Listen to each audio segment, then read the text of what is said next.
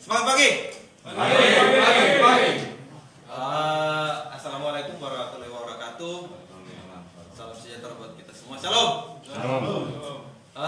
Perkenalkan, jadi tidak elok rasanya. Sebenarnya kita protokol COVID ya. Kalau Bapak Ibu mungkin nge-shoot saya bisa juga ditegur sama manajemen ini karena tidak pakai masker. Tapi karena Bapak Ibu rekan-rekan, saya tidak panggil Bapak Ibu ya, kakak-kakak semua lepas masker, terus kita sama-sama di sini dalam suasana keluarga, jadi saya juga lepas masker ya, supaya kakak-kakak lihat saya semua, gitu. Oke, saya perkenalkan diri singkat ya, nama saya Efraim Amba, saya Start Network di Jayapura. Saya bergabung dengan Telkomsel itu di tahun 2005. Dan penempatan pertama saya di Mika. Izin, saya sedikit mengulas ya. Boleh kalau dikasih waktu? Sebelum saya masuk network, izin ya. Tadi Kakak John ya sebagai, mohon maaf kalau saya salah sebut, Kakak John sebagai pimpinan ya? Ketua ya Kakak John. Kemudian tadi Pak Panji. Mohon maaf kakak, siapa tadi? Saya lupa namanya. Kita semua hadir untuk kita semua. Siap. Oke. Terima kasih.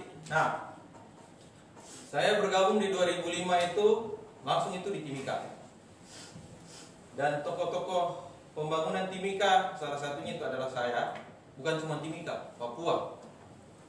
Dari zaman 2G, berikut di tahun 2006 itu berubah jadi 3G. Saya salah satunya yang membangun Papua, Telkomsel ini. Jadi kalau ada kakak-kakak semua di sini datang di sini untuk meminta layanan Telkomsel perfect, saya berada di pihak kakak-kakak. Ya, karena secara pribadi, ketika saya datang bergabung di Papua, walaupun saya Telkomsel, saya punya hati itu ada di sini. Saya ulangi sekali lagi, saya punya hati itu ada di sini di Papua. Begini Bapak, itu Siap. tapi dengan sesuai dengan kami punya permintaan. Yang lain-lain itu kami punya waktu di luar negara, jadi Siap. percepat saja begitu. Siap, saya percepat. Jadi saya akan jawab sesuai dengan kapasitas saya. Sekarang saya diminta untuk menjelaskan masalah teknis. Ya, oke. Saya dulu dengar dulu orang penjelasan biar jalan. Bisa ya?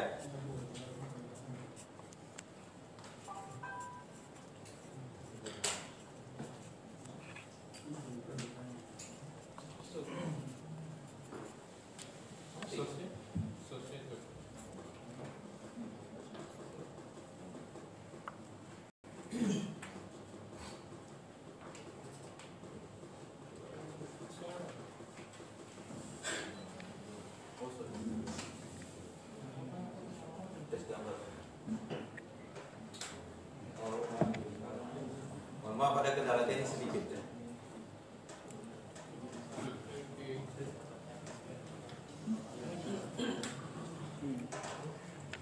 Dan saya coba lihat gambar dulu.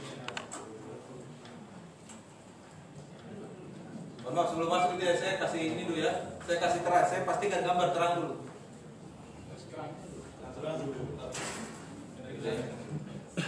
Kakak-kakak semua, saya berada di Wamena tahun 2006.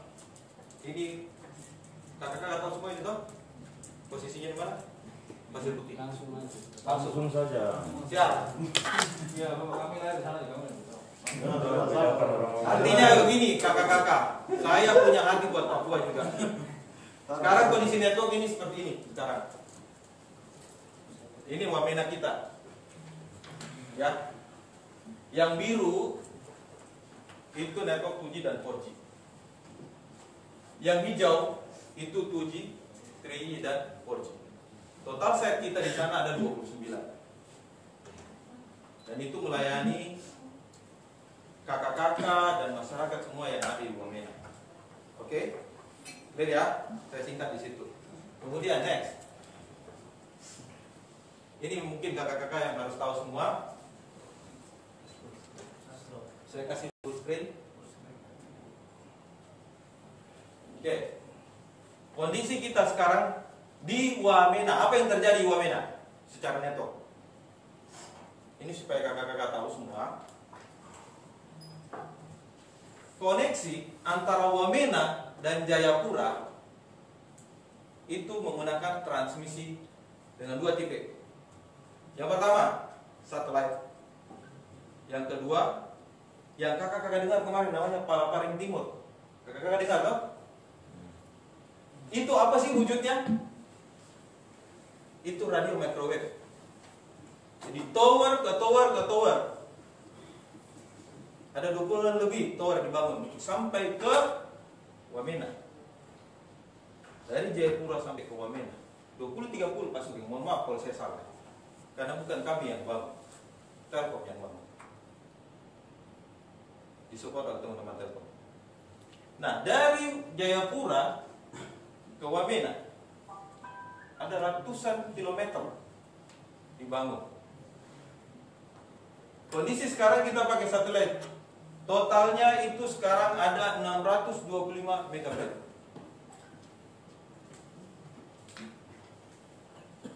Dua bulan lalu sebenarnya ini 625, ini total yang ada sekarang. 2 bulan lalu sebenarnya tidak seperti itu. 3 bulan lalu malah. 3 bulan lalu kita tambah 45, 1 DS3, 45 ya. 2 bulan kemarin kita tambah lagi 45. Ya, itu totalnya 90, benar salah. Jadi total sekarang itu 625. Jadi kalau berbicara network, itu sebenarnya selalu ada perbaikan-perbaikan yang kita lakukan di network. Sampai akhirnya terakumulasi sekarang total bandwidth itu 625 dengan konfigurasi 8 DS3 dan 2 STM1. 1 DS3 itu 45 mega, 2 STM itu 1 STM1 itu 155 mega. Itu kondisinya. Jadi dari Jayapura itu masuk ke satelit dulu di luar angkasa sana, dan dari luar angkasa sana turun ke Wamena. Itu kondisinya. Dan puji Tuhan, proyek Palaparing selesai. Mohon maaf, ini Mr. Epo, ini sekarang 200. Beberapa minggu lalu kita tambah 100, dan kita barusan tambah lagi 100. Mungkin yang Kakak John tadi bilang ya, barusan ini ada terasa baik-baik lagi. Bukan karena sebenarnya ada aksi ini, bukan. Saya berbicara dari sisi teknis.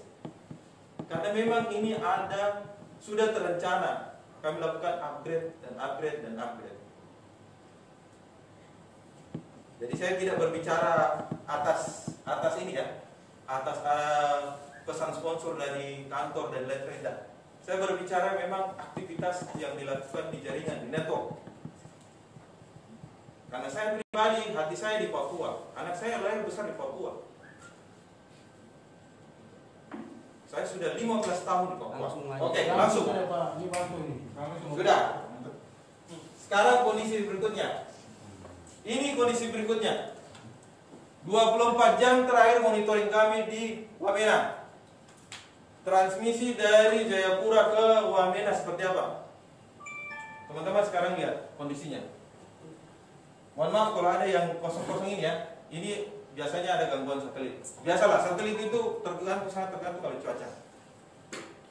Nih, ini full, ini full, ini full, ini full, ini full. Kebutuhan Wamena akan data memang sangat besar sekali. Dan ini yang kami terus dorong di network. Ini loh kondisinya Wamena. Ayo kita bantuin orang-orang Wamena. Orang-orang yang di sana ini butuh. Apalagi kondisi COVID sekarang kan. Adik-adik kita mau belajar di rumah bagaimana, orang tidak bisa pergi sekolah. Ini sekarang kondisi PRT-nya. Tadi malam kita ada tuning-tuning parameter sedikit. Supaya apa? Ini bukan karena teman-teman mau demo, bukan. Sama sekali jauh dari. Ini karena kondisi di mana kami mau supaya semua itu berjalan dengan optimal. Point of view network itu tidak pernah masuk ke hal-hal yang bersifat apa tadi, promosi dan lain sebagainya, tidak. Kami itu real melihat kebutuhan network. Akhirnya kami tuning lagi tadi malam, dan ya puji Tuhan, dia mulai, ini namanya utilisasi ya.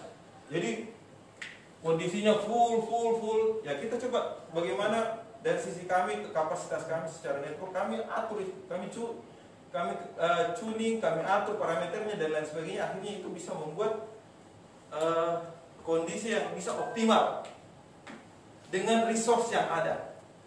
Ya Bapak Ibu sekalian ya, kakak-kakak semua, seperti itu.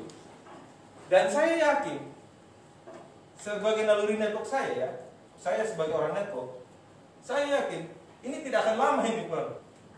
Ini akan full lagi nanti. Coba kita lihat nanti, ini monitoring update. Kakak-kakak bisa lihat sini, kalau bisa lihat, ini tanggal 22 kami ambil. Fresh from open. Gak ada yang kami sembunyikan. Ini kondisinya.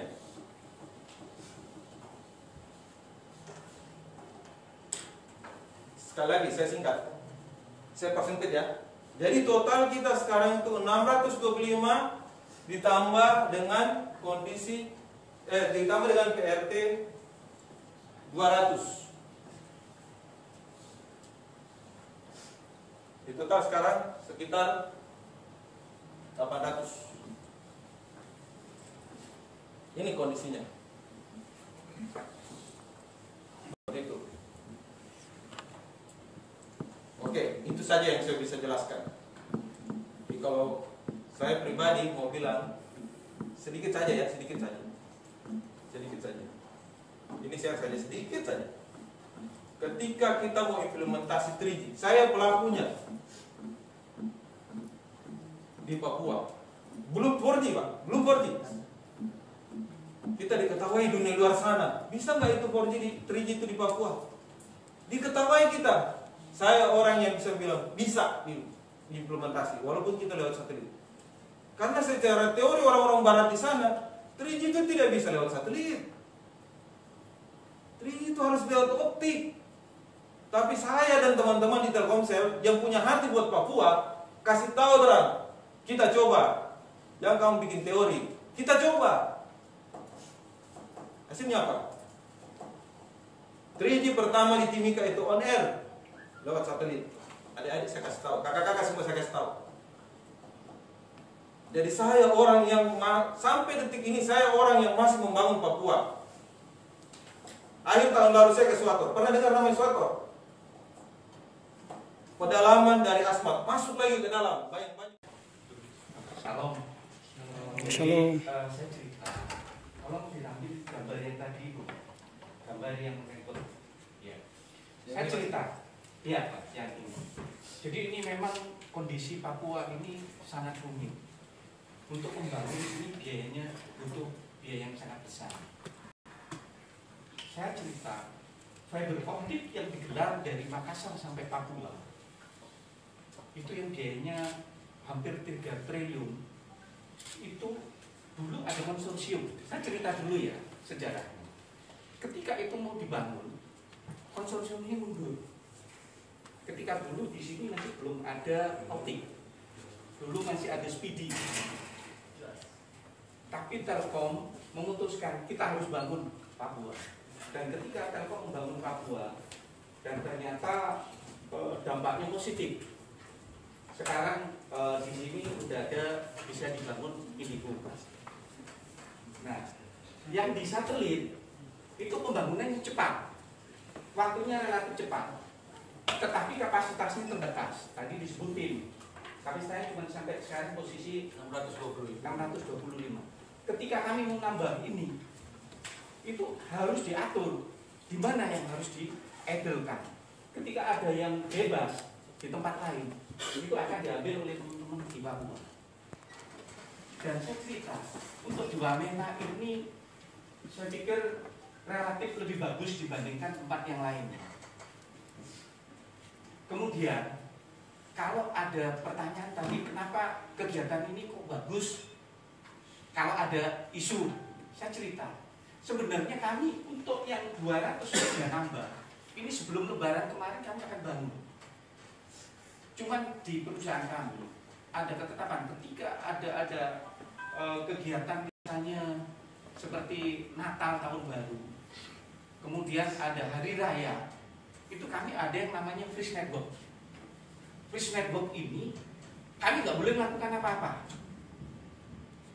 Nah kemarin pembangunan yang 200 mega itu kita sebenarnya ingin sebelum lebaran, tapi terkendala pertama ya mohon maaf, kita ada PSBB, kemarin ada COVID itu, kami udah minta izin untuk memberangkatkan tim ke Jayawijaya Wamena. Itu kita nggak dapat izin, itu loh. Sehingga kami akhirnya yang lakuin. Mungkin kalau ada teman-teman yang tahu kemarin ada narik malam ya, sampai malam-malam lah narik ini dari tempatnya Telkomsel sampai ke Telkom. Karena untuk menambah yang 200 mega. Dan kita bersyukur untuk mengintegrasikan ini bukan hal yang mudah. Kemarin kami baru berhasil sekitar tanggal 16 atau tanggal 17. Jadi kemarin tanggal 16 atau tanggal 17 itu baru terintegrasi 200 Mbps. Kami sebenarnya pengen nambah, kebutuhan di sana itu sangat besar. Paling tidak kami harus ada sekitar 3 Gbps. Saat ini baru terlayani 625 dengan satelit, kemudian ditambah 200 dengan 200 dengan PRT. Saya cerita kenapa kita dapat dikasih 200 oleh PRT. Kapasitas radio sekarang PRT itu dari Jayapura, Wamena sampai ke Merauke itu kapasitasnya sekitar 1000 Mbps. Ketika kami mengajukan, kami oleh Bakti sebagai pengelola ini, karena kenapa? Ini PRT ini dibangun oleh negara. Karena semua operator nggak sanggup biaya ini. Tapi setiap operator itu wajib menyetor yang namanya dana usung ke pemerintah. Dalam hal ini dikelola oleh Departemen Kominfo. Sehingga dibangunlah PRT ini. Jadi PRT ini miliknya negara. Dan kami Telkom nggak punya tidak diizinkan untuk membangun yang dibangun oleh PRT. Jadi jaringan network yang udah ada PRT-nya ini Telkom nggak bisa bangun. Kami akan memanfaatkan PRT. Ya, langkah-langkah yang diambil itu saya cerita. Kemarin kita sudah jelaskan ke Pemda, ke Pak Sekda, juga ke Kominfo di Wamena. Kemudian kapasitas 1000 Mbps. Yang 250 mega itu sudah dipakai oleh operator lain. Namanya Moratel. Telkom dalam hal ini dengan Telkomsel dikasih jatah 250. Sebenarnya kalau kami diizinkan kami akan ambil semua. Tapi secara undang-undang nggak boleh. Masih ada yang Bakti pun mereka takut dikomplain. Kenapa itu dikasihin semua ke Telkom? Misalnya diambil oleh Telkom.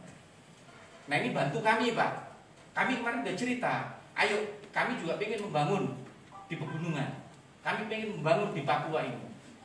Jadi tolong bantu kami. Kita lagi menego. Kalau di dalam 1 tahun setelah Palaparing Timur ini dioperasikan, tidak ada operator lain yang menggunakan. Sekarang ini kan baru dipakai 250 oleh Moratel, 250 oleh Telkom Group.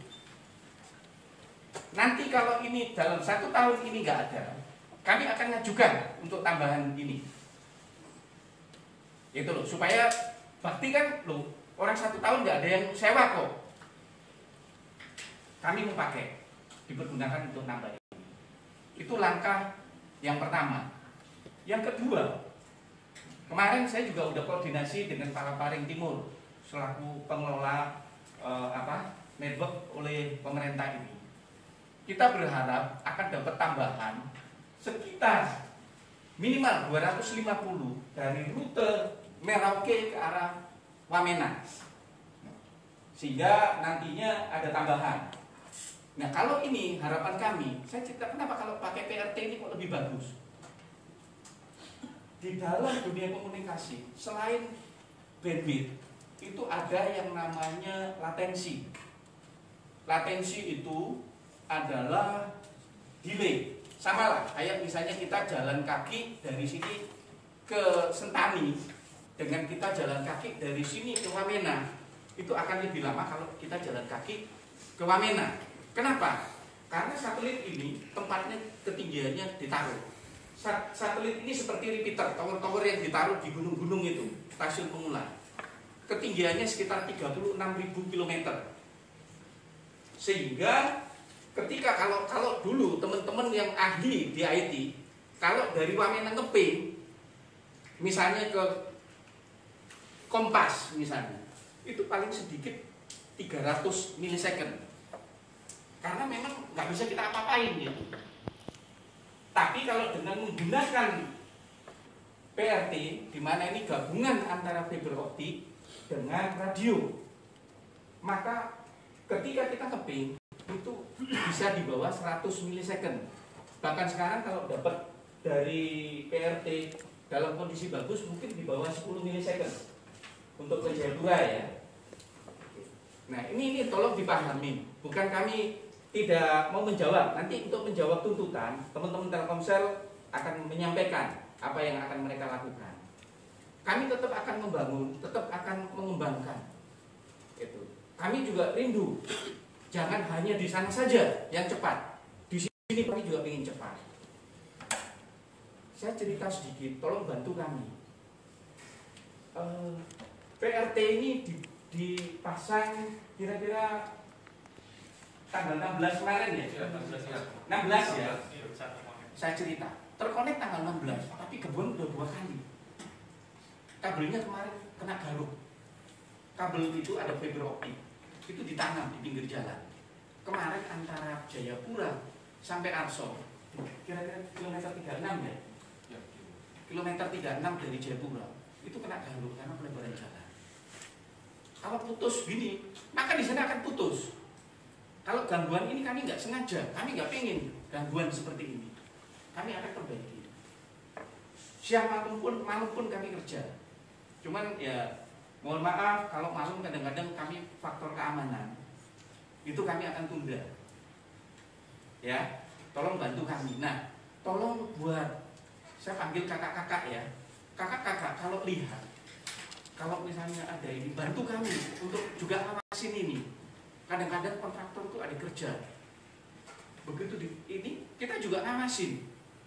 Tolong diinfoin. Kadang-kadang mereka nggak nginfoin ke kita. Malam-malam kerja digaruk, kena sudah. Yang kita takutin nih kalau digaruk putus Pak, disampaikan ke kita kakak-kakak. Kita tahu ada kabel putus, kita akan sambung. Yang masalah begitu kabel ini putus, ditutup. Kami tahu kilometer jaraknya itu berapa putusnya tahu, tapi mesti digali lagi untuk proses nyambung. Ini kadang membutuhkan waktu lama ya. Tadi kayaknya terputus ya Pak ya. Manual ya, kita galinya ini. Nah, tolong bisa dipahamin seperti ini. Tapi kami nggak diam bahwa kemarin saya juga sudah berkoordinasi. Kita berharap, saya juga lagi menunggu jawaban dari teman-teman pengelola PRT karena pembangunan PRT ini oleh Kominfo. Nah, kita minta paling tidak kita bisa dapat tambahan lagi sekitar 250 Mbps dari Merauke ke arah Wamena ke Jaya. Kenapa kita lakukan seperti itu? Jadi nanti